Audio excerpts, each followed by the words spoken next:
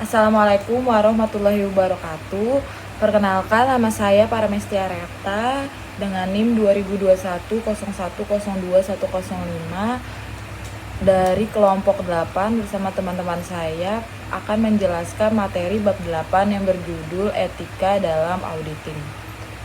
Pengertiannya yaitu menurut bahasa Yunani kuno, etika berasal dari kata etikos yang berarti timbul dari kebiasaan. Etika adalah cabang utama filsafat yang mempelajari nilai atau kualitas yang menjadi studi mengenai standar dan penilaian moral. Etika mencakup analisis dan penerapan konsep seperti benar, salah, baik, buruk, dan tanggung jawab. Etika terbagi menjadi 3 bagian utama: metaetika atau studi konsep etika, etika normatif atau studi penentuan nilai etika, dan etika terapan atau studi penggunaan nilai-nilai etika. Auditing adalah suatu proses dengan apa seseorang yang mampu dan independen dapat menghimpun dan mengevaluasi bukti-bukti dari keterangan yang terukur dari suatu kesatuan ekonomi dengan tujuan untuk mempertimbangkan dan melaporkan tingkat kesesuaian dari keterangan yang terukur tersebut dengan kriteria yang telah ditetapkan. Etika dalam auditing adalah suatu proses yang sistematis untuk memperoleh serta mengevaluasi bukti secara objektif mengenai asersi-asersi kegiatan ekonomi dengan tujuan menetapkan derajat kesesuaian antara asersi-asersi tersebut serta penyampaian hasilnya kepada pihak-pihak yang berkepentingan. Selanjutnya ada tanggung jawab auditor. The Auditing Practice Committee yang merupakan cikal bakal dari Auditing Practice Board di tahun 1980 memberikan ringkasan atau summary tanggung jawab auditor, yaitu yang pertama perencanaan, pengendalian, dan pencatatan. Auditor perlu merencanakan, mengendalikan, dan mencatat pekerjaannya. Yang kedua, ada sistem akuntansi. Auditor harus mengetahui dengan pasti sistem pencatatan dan pemrosesan transaksi dan nilai kecukupannya sebagai dasar penyusunan laporan keuangan. Perkenalkan, nama saya Zara Fadila Firdaus dengan NIM 202101021104. Di sini saya akan menjelaskan materi tentang kepercayaan publik. Kepercayaan masyarakat umum sebagai pengguna jasa audit atas independen sangat penting bagi perkembangan profesi akuntan publik. Sebagai auditor, tanggung jawab utamanya adalah memberikan keyakinan kepada pemangku kepentingan atau stakeholders bahwa laporan keuangan suatu entitas telah disusun secara jujur, transparan, dan akurat. Kepercayaan publik merupakan fondasi bagi keberlanjutan profesi akuntan publik, dan pelanggaran etika dapat merusak reputasi individu maupun seluruh profesi. Berikut adalah beberapa hal yang perlu dipertimbangkan dalam konteks etika dalam auditing terkait dengan kepercayaan publik. Yang pertama ada independensi. Auditor harus menjaga independensi mereka terhadap klien yang diaudit sehingga dapat melakukan pekerjaan dengan objektif dan bebas dari tekanan eksternal yang dapat mempengaruhi kesimpulan dan penilaian mereka. Yang kedua ada profesionalisme. Auditor harus menjalankan tugasnya dengan tingkat profesionalisme yang tinggi. Mereka harus mengikuti standar audit yang berlaku dan menghindari praktek-praktek yang meragukan atau tidak etis dalam pekerjaan mereka. Yang ketiga ada integritas. Auditor harus memiliki integritas yang tinggi dalam setiap aspek atas pekerjaan mereka. Mereka tidak boleh mengambil bagian dalam kegiatan atau tindakan yang dapat mengancam integritas mereka atau integritas profesi secara keseluruhan. Yang keempat ada objektivitas. Auditor harus berusaha menjaga objektivitasnya dalam mengevaluasi informasi dan menyusun laporan audit. Keputusan dan rekomendasi harus didasarkan pada bukti yang relevan dan tidak boleh dipengaruhi oleh preferensi pribadi atau tekanan dari pihak lain. Transparansi. Yang kelima ada transparansi. Auditor harus menyajikan temuan dan hasil audit secara jelas dan transparan dalam laporan audit. Informasi yang disajikan harus mudah dipahami oleh pemangku kepentingan untuk memastikan mereka memahami kondisi keuangan dan operasional klien. Yang keenam ada kepatuhan terhadap standar profesi. Auditor harus selalu mematuhi standar profesi yang berlaku seperti SAK, standar etika profesi akuntan publik, dan standar lain yang relevan. Ini akan membantu memastikan kualitas dan konsistensi dalam pekerjaan audit. Yang ketujuh ada kerahasiaan. Auditor harus menjaga kerahasiaan informasi yang diperoleh selama proses audit, kecuali ada kewajiban hukum atau peraturan yang memerlukan pengungkapan. Yang terakhir ada tanggung jawab publik. Auditor harus memiliki tanggung jawab publik untuk memberikan kontribusi positif bagi masyarakat dan sistem keuangan secara keseluruhan.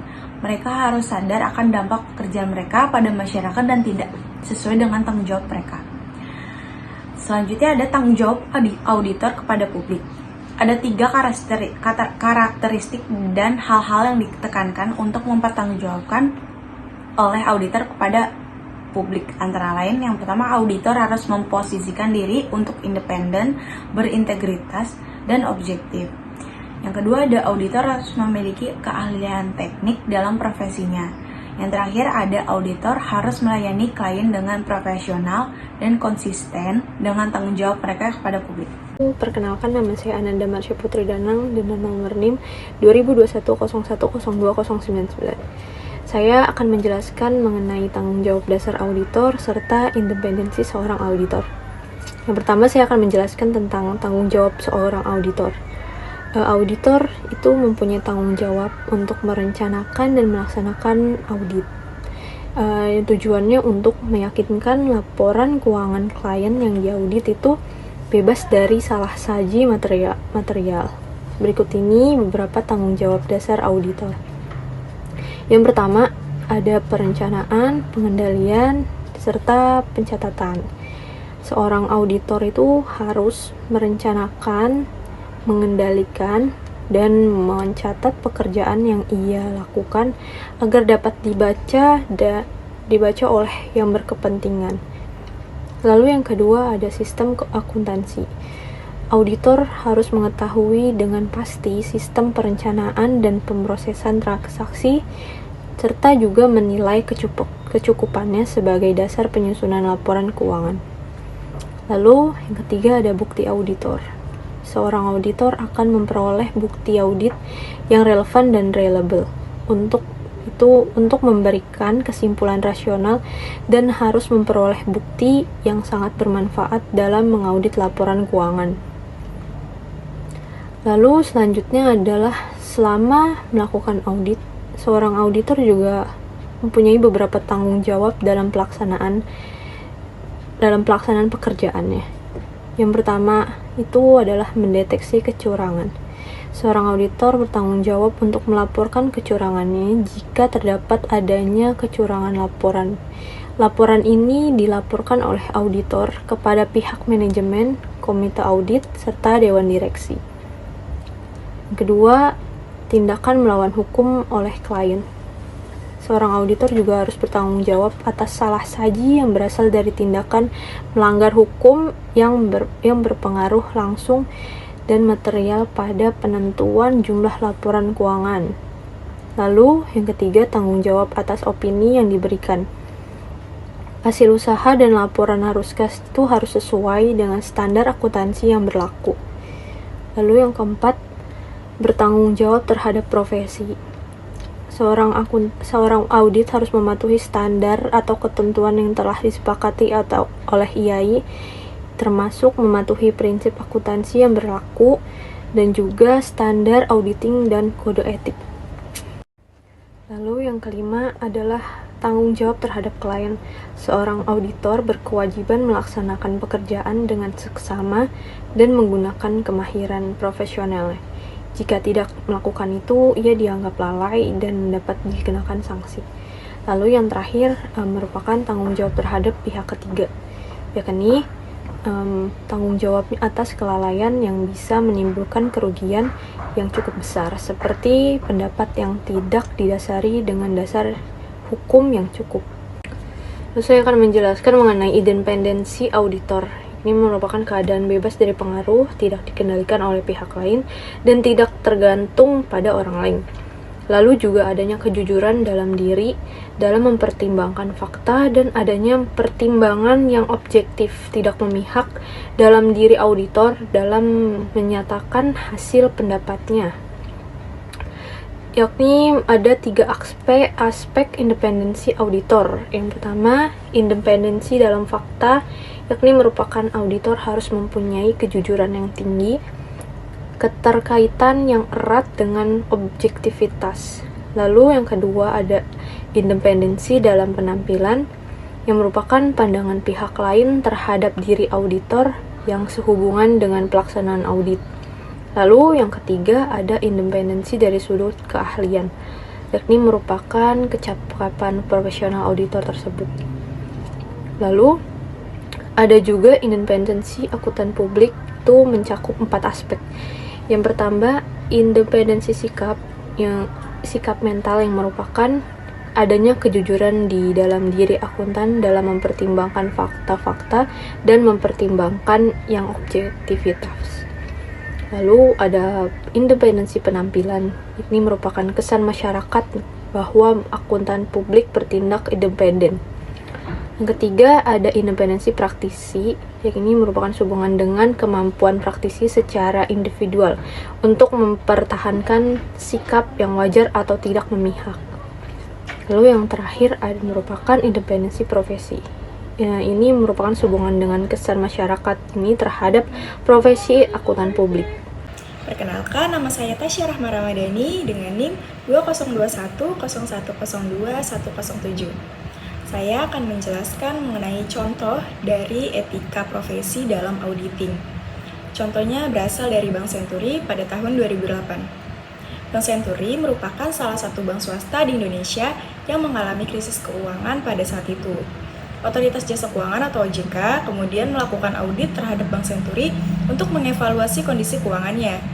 Namun, terungkap bahwa dalam proses audit tersebut terdapat kejanggalan dan pelanggaran etika. Beberapa contoh penyalahgunaan etika yang terjadi antara lain, pertama dari konflik kepentingan. Dalam proses audit, terungkap bahwa auditor yang ditugaskan untuk mengaudit Bank Senturi memiliki hubungan dekat dengan beberapa pihak yang terlibat dalam bank tersebut. Hal ini menimbulkan konflik kepentingan yang dapat mempengaruhi objektivitas dan independensi auditor. Lalu yang kedua, manipulasi data. Ditemukan adanya manipulasi data oleh auditor dalam laporan audit Bank Senturi. Manipulasi ini dilakukan untuk menyembunyikan kelemahan dan masalah keuangan yang sebenarnya ada di bank tersebut. Tindakan ini juga melanggar prinsip kejujuran dan integritas dalam proses auditing. Lalu yang ketiga ada penyuapan. Terungkap bahwa beberapa auditor yang terlibat dalam audit Bank Senturi menerima suap dari pihak terkait untuk menyembunyikan kelemahan dan masalah keuangan bank. Tindakan ini melanggar prinsip independensi dan objektivitas auditor. Akibat dari penyalahgunaan etika dalam auditing ini, Bank Senturi kemudian dinyatakan bangkrut dan menjadi beban bagi pemerintah. Kasus ini menimbulkan kehebohan di masyarakat dan merusak kepercayaan terhadap profesi auditor. Pada tahun 2013, Komite Akuntansi Keuangan Indonesia melakukan investigasi terhadap kasus ini dan menemukan pelanggaran etika yang dilakukan oleh auditor yang terlibat. Beberapa auditor yang terlibat dalam kasus tersebut kemudian diberikan sanksi dan dilarang untuk melakukan praktik auditing selama beberapa tahun. Kasus Bank Senturi menjadi peringatan penting bagi profesi auditing di Indonesia untuk selalu menjunjung tinggi prinsip-prinsip etika, independensi, dan objektivitas dalam melaksanakan tugas mereka.